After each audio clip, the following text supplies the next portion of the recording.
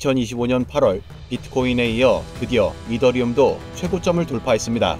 그러나 시장은 늘 최고점 돌파 이후 어김없이 폭락을 보여주죠. 그런데 여러분, 이런 가격 폭락에는 매번 똑같이 반복되는 패턴이 있습니다. 소름 끼치게 찾아오는 레버리지 도미노 연쇄 청산을 일으키는 진짜 원인까지 오늘 딱 20분만 써서 이 폭락 구조를 알고 가세요.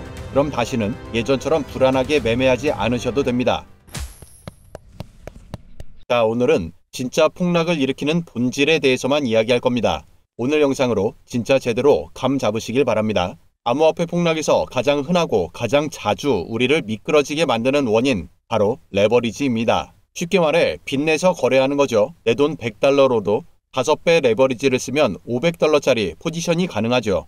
수익이 5배면 좋겠지만 손실도 5배입니다. 잠깐 짚고 갈게요. 예를 들어 누군가 레버리지 5배 써서 비트코인에 롱 상승 베팅을 했습니다. 가격이 20% 떨어지면 증거금 100달러는 순식간에 0이 되죠. 거래소가 강제로 포지션을 정리합니다. 이걸 롱 청산이라고 하죠. 단기 가격 변동의 대부분은 롱 청산에서 시작됩니다.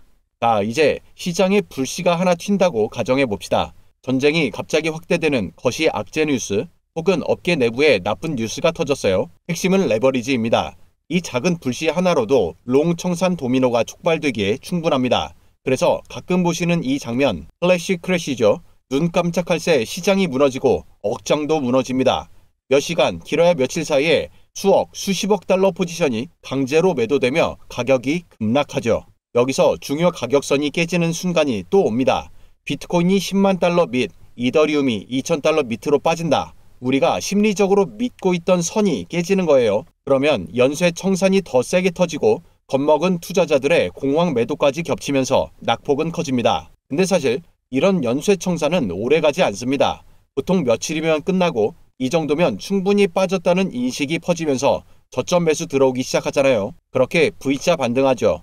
그런데 이 반등도 그냥 오는 건 아니고요.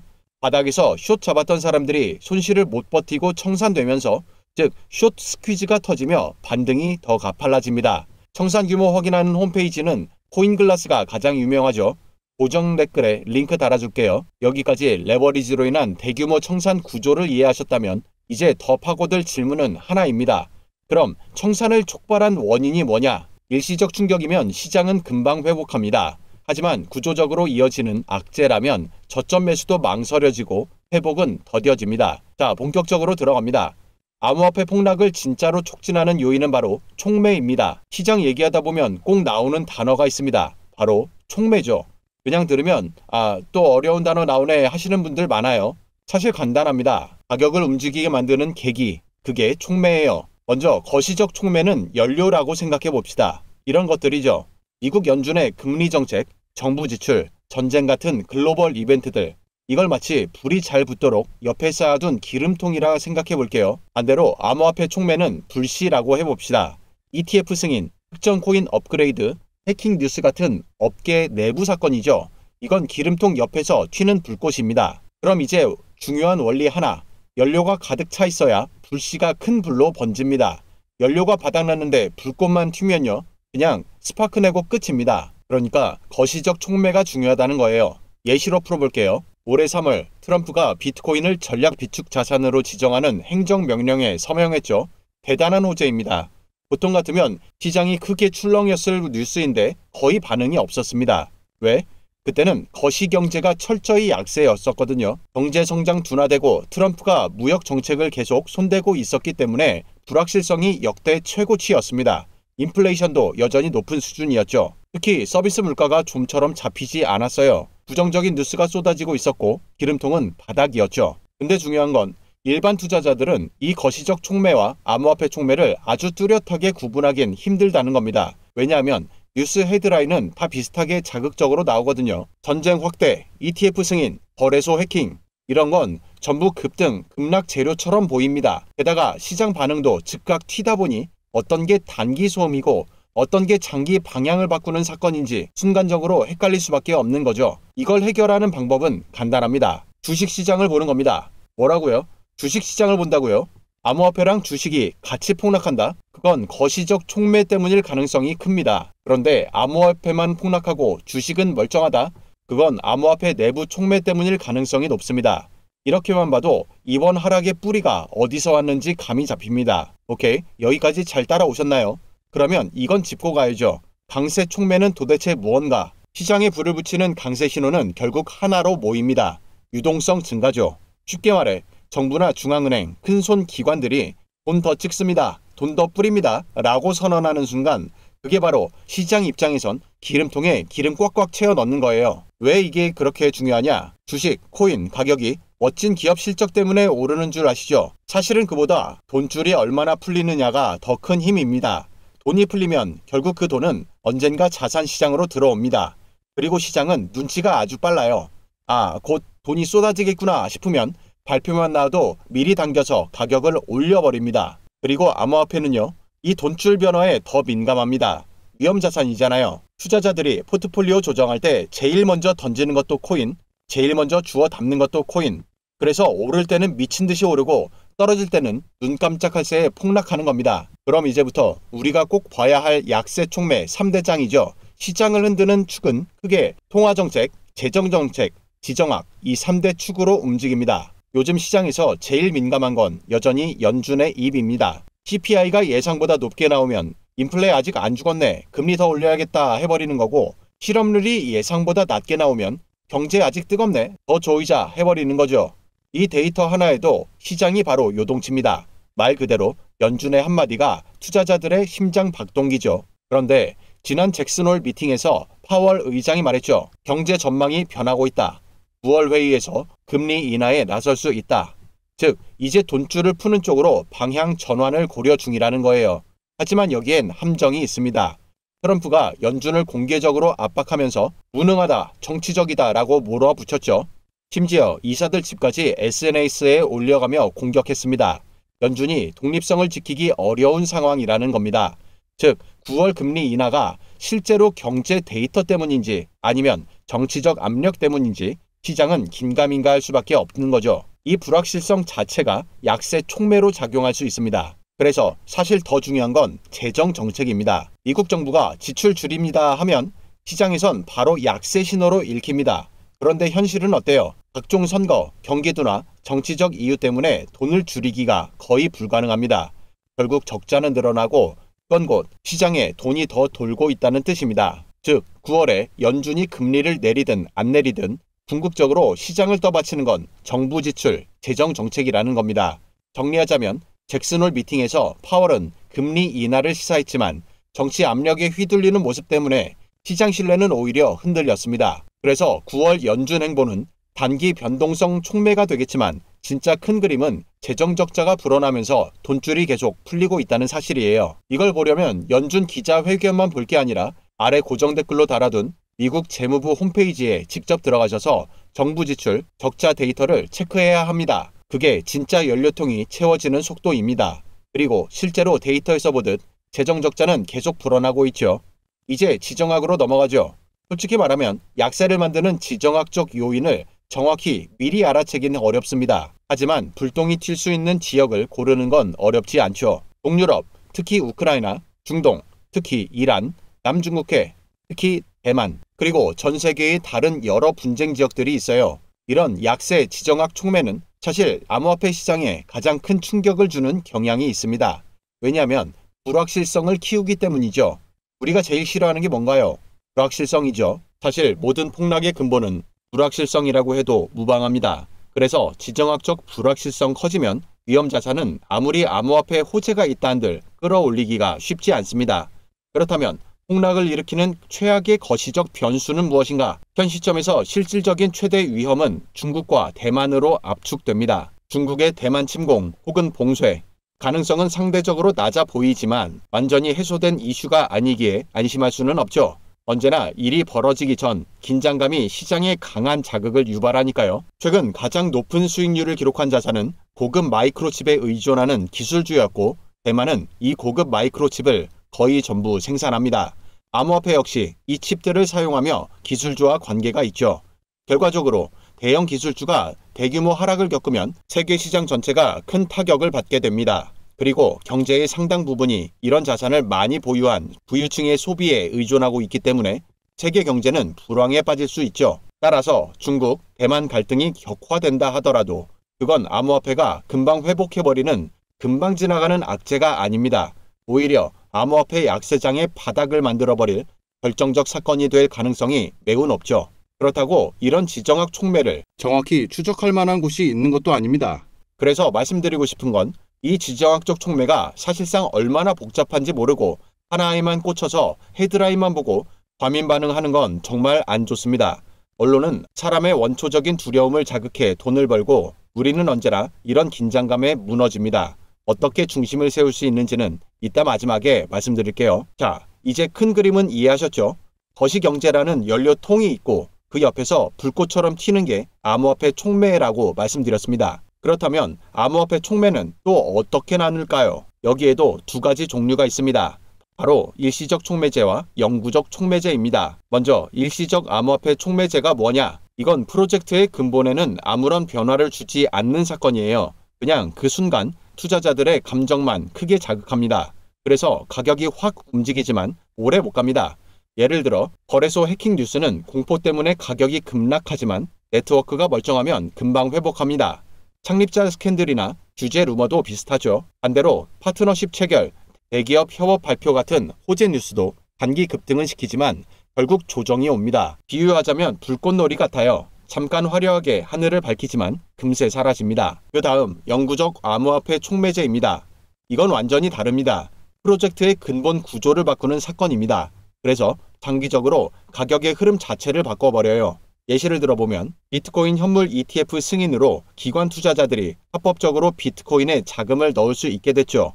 영구적입니다. 이더리움 POS 전환 사례도 마찬가지죠. 네트워크 보안 방식이 채굴에서 스테이킹으로 바뀌면서 근본적인 구조 변화가 있었습니다. 엘살바도르에서 비트코인을 법정화폐 채택한 것도 영구적 암호화폐 촉매제에 해당합니다. 영구적 암호화폐 촉매제는 도로 인프라 공사에 가깝습니다. 한번 깔리면 그 위로 계속 차가 다니듯 앞으로도 시장에 장기적인 영향을 주죠. 핵심 차이는 뭘까요? 일시적 촉매는요, 소음입니다. 잠깐 흔들리지만 근본은 그대로입니다. 영구적 촉매제는요, 가격의 방향입니다. 구조를 바꾸기 때문에 지속적으로 영향을 주죠. 정리하자면 앞으로 뉴스를 접할 때 이렇게 질문해 보시면 됩니다. 이건 프로젝트의 근본을 바꾸는 사건인가? 아니면 그냥 불꽃놀이인가? 여기서 많은 투자자들이 흔히 빠지는 함정이 있습니다. 일시적 악재를 마치 영구적인 붕괴 신호처럼 과잉 반응한다는 거예요. 영구적 하락 촉매제의 대표적인 사례로 자주 거론되는 게 있습니다. 바로 내부자들이 토큰이 언락될 때마다 시장에 계속 던져버리는 경우예요. 언락이란 무엇일까요? 초기에 투자자, 팀, 재단이 받은 토큰이 일정 기간 잠겨 있다가 그 시간이 지나면 시장에 풀릴 수 있게 되는 걸 말합니다. 문제는 이 순간마다 내부자들이 던져버리면 시장은 당연히 압력을 받죠. 그래서 많은 분들이 이렇게 생각합니다. 언락은 곧 폭락이다. 근데 이게 꼭 맞는 얘기는 아닙니다. 흥미로운 연구가 있는데요. 키락 자료에 따르면 실제로는 언락이 오기 전에 가격이 먼저 빠지는 경우가 많다는 겁니다. 왜냐? 개인 투자자들이 이제 곧 내부자들이 던질 거야 하고 겁먹고 먼저 매도해버리기 때문이에요. 즉 공포에 휩싸여 스스로 만든 하락이었던 거죠. 통계적으로 보면 언락 그 자체는 가격에 큰 영향을 거의 주지 않았습니다. 오히려 언락 이후에 반등이 나오는 경우도 많았습니다. 대표적인 사례가 솔라나예요. 2021년 초 솔라나는 한 번에 대량으로 토큰을 풀었습니다. 당시 유통량은 약 1억 5,100만 솔라나에서 4억 7천만 솔라나로 급증했죠. 일반적인 예측과 달리 언락 전후 가격은 약 80% 상승했습니다. 즉 언락은 폭락이라는 정석에 반대되는 모습이었어요. 비슷하게 수인은 2025년 5월 1일에 약 5억 5천만 달러 상당의 토큰을 언락했습니다. 일반적이라면 하락을 예상할 수 있는 상황이었죠. 그런데 오히려 가격이 2배로 상승, 약 4달러까지 회복하며 긍정적인 반등이 있었습니다. 또한 2024년 동안 수인은 약 521% 상승하는 등 알트코인 중 최고 성과를 보여준 것은 사실입니다.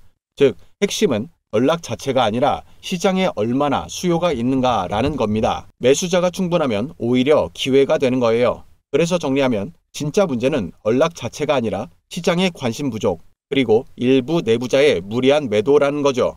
그런데 여기서 더 무겁고 중요한 사례가 있습니다. 바로 시그넷과 센 네트워크 중단 사태죠. 실버게이트 암호화폐 결제 네트워크 중단, 시간 외 거래에서 주가 하락. 이 두 네트워크가 뭐냐면 기관 투자자들이 24시간 주말에도 거액을 빠르게 넣고 뺄 수 있게 해주는 자금 통로, 레일 같은 역할이었어요. 쉽게 말해 대형 자금이 암호화폐 시장으로 자유롭게 들어올 수 있는 통로였던 거죠. 그런데 2023년 초 금융위기로 인해 이 두 네트워크가 영구 중단되었습니다. 결과가 어땠을까요? 헤지펀드 같은 기관들이 암호화폐에 돈을 넣는 게 엄청 어려워졌습니다. 특히 알트코인들이 직격탄을 맞았죠. 유동성 공급 자체가 막혀버렸으니까요.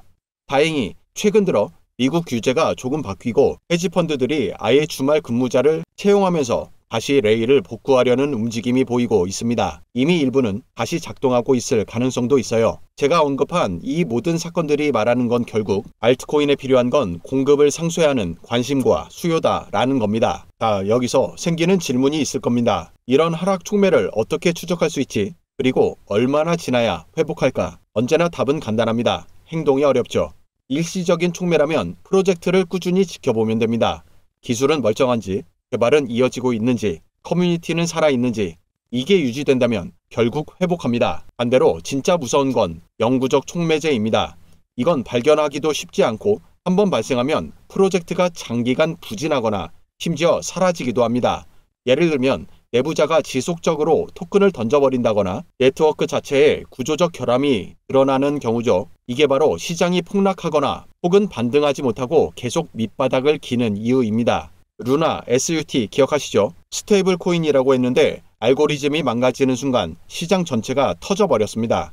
그건 단순한 해킹이나 스캔들이 아니었어요. 시스템 자체가 무너진 것이었습니다. 이건 회복 불가입니다. 원코인 사건도 있었죠. 알고 보니 블록체인도 없는 가짜였습니다. 커뮤니티, 네트워크 다 허상이었죠. 이런 건 그냥 사기, 완전히 끝난 겁니다. 반대로 겉보기엔 무섭지만 사실은 그냥 일시적 충격에 불과한 경우도 있었습니다. 잠깐 시장을 흔들 뿐 시간이 지나면 오히려 더 강해지는 거죠. 대표적인 게 이더리움 DAO 해킹 사건입니다. 그때 가격은 폭락했고 다들 끝났다라고 외쳤어요. 하지만 네트워크는 멀쩡했고 개발자들이 곧바로 하드포크로 대응했습니다. 결국 이더리움은 오히려 더 단단해졌습니다. 허지 펭귄스 NFT도 마찬가지예요. 창립자 스캔들로 욕먹고 가격이 박살났지만 커뮤니티가 버티고 새로운 운영진이 들어오면서 지금은 업계에서 가장 큰 NFT 컬렉션 중 하나로 성장했죠. 자, 여기서 중요한 교훈이 있습니다. 영구적인 약세 촉매제를 추적하는 것은 쉽지 않다는 거예요. 건 뉴스만 보고는 절대 알 수 없습니다. 맥락을 제대로 이해해야지만 진짜 그림이 보입니다. 그럼 만약 이런 약세 촉매제가 길게 이어지는데 동시에 거시경제는 강세라면 어떻게 될까요? 이럴 땐 바람이 두 방향에서 붑니다. 거시경제의 강세 순풍이 받쳐주니까 결국 회복은 옵니다. 하지만 업계 내부의 약세 바람이 계속 불기 때문에 반등폭은 크지 않을 수 있죠. 반대로 약세 촉매제가 이어지고 거시경제마저 약세라면 이건 답 없습니다. 그 프로젝트는 시장이 바닥을 찍을 때까지 계속 끌려 내려갈 가능성이 높습니다. 다행히 지금은 상황이 다릅니다. 거시경제는 점점 강세 쪽으로 기울고 있고 유동성도 늘어나고 불확실성도 줄어드는 흐름이에요. 그러니까 당장 끝났다 하고 겁먹을 필요는 없습니다. 무엇보다 비트, 이더, 알트는 하락의 구조적 이유가 다르다는 점도 알고 가세요. 비트는 이 시장의 기축통화로서 약세 원인이 거의 거시촉매에 있습니다. 세계의 돈줄이 열리냐 닫히냐에 따라 출렁거리죠. 이더리움은 조금 다르죠. 네트워크 수요와 업그레이드, 토큰 경제 구조가 핵심이에요. 알트는 더 단순합니다. 관심과 수요가 공급을 상쇄하지 못하면 어렵다. 뭐 이런 맥락이 있는데 이 또한 사이클 안에서 이루어지는 점 참고 부탁드리고요. 아직 시장에 적응을 못하신 분들은 사실상 숨고르기 조정장에서 시즌이 끝났다는 느낌을 받으실 수도 있습니다. 그리고 아까 말씀드렸듯이 우리는 긴장감 사이에서 중심을 잡아야 한다고 했죠. 중심을 잡지 못하는 이유, 그 이유 도대체 심리적으로 무슨 일이 일어나는지 살펴볼게요. 첫 번째 이유는 착시입니다. 같은 구간을 올랐다 내려도 숫자상으론 하락률이 훨씬 더 커 보입니다. 예를 들어 1만에서 2만 갈 때는 100%, 그런데 다시 1만으로 떨어지면 마이너스 50%. 숫자는 다르지만 투자자 입장에선 반토막으로 느껴지죠. 특히 변동성 큰 비트코인 20-30% 하락은 그냥 흔한 조정에 불과합니다. 하지만 일반 투자자 눈에는 충격으로 다가옵니다. 왜냐하면 주식시장에서 30% 빠지면 그건 대공황급 붕괴거든요. 비트코인에서는 그게 몇 달 만에 흔하게 일어나는 수준인데도요. 그래서 결국 하락폭이 크게 체감되면서 시장 끝났다 라는 공포가 작동하게 됩니다. 두 번째는 고점에 늦게 들어온 사람들의 공포예요. 꼭대기 근처에서 지금 안 사면 놓친다 하고 들어간 투자자들 있죠. 이 사람들은 가격이 조금만 빠져도 바로 손실 구간이에요. 특히 리스크 관리 경험이 없는 경우엔 더 심각합니다. 마이너스 10%, 마이너스 20% 떨어지면 이제 끝났다, 다시는 안 오른다, 이런 극단적인 심리에 빠지는 겁니다. 세 번째는 언론과 커뮤니티 프레임입니다. 가격이 한번 크게 빠지잖아요. 그러면 미디어는 기다렸다는 듯이 비트코인 붕괴, 사이클 끝났다, 이런 자극적인 제목을 뽑습니다. 거기에 커뮤니티까지 합세하죠. 공포심리가 눈덩이처럼 불어나면서 끝물론, 즉 이번 사이클은 이제 끝났다라는 말이 빠르게 퍼집니다. 지금 많이 듣고 계시죠? 자, 하락폭이 커 보이는 착시, 고점에서 들어온 분들, 언론 헤드라인과 커뮤니티에 흔들리는 분들, 결국 이제 말씀드릴 네 번째 이유 때문에 고통받는 겁니다. 중심을 못 잡는 네 번째 이유는 사이클 학습의 부재예요. 올해 시장에 있던 고인물 투자자들은 이미 이 패턴을 몸으로 압니다. 반감기 오면 랠리 시작, 중간에 큰 조정 한번, 그리고 장기 상승. 이게 반복되어 왔다는 걸 기억하죠. 그런데 새로 들어온 사람들은 이런 경험이 없어요. 그러니까 조정만 와도 끝났구나 하고 착각하기 쉽습니다. 사실은 그냥 사이클 중간 단계일 뿐인데 말이죠. 마지막으로 인간 심리입니다. 사람은 원래 상승보다 하락에 훨씬 더 민감해요. 행동경제학에서는 이걸 손실회피 성향이라고 부릅니다. 쉽게 말해 100만원 벌었을 때의 기쁨보다 100만원 잃었을 때의 고통이 2배 이상 크게 느껴진다는 거예요. 그래서 가격이 30% 오르면 좋네, 아직 더 오르겠지 하고 느긋한데 30% 떨어지면 바로 끝났다, 이제 다 날리는 거 아니야 하고 극단적인 생각에 빠져버리는 겁니다. 이런 분들은 오늘 영상을 통해서 폭락의 본질을 이해했으니 시장을 좀 더 깊고 넓게 보는 눈이 생기셨으리라 믿겠습니다. 특히나 다수의 전문가들이 비트코인 약세장에 회의적인 만큼 왜 지금 같은 장에 이런 뉴스들이 뜨는지 그 원재료들을 확인해 보실 필요가 있습니다. 그럼에도 답답함이 풀리지 않는다 하시면 아래 고정 댓글로 걸어둔 데이터와 홈페이지, 카카오톡 단톡방도 반드시 참고해 주세요. 감사합니다.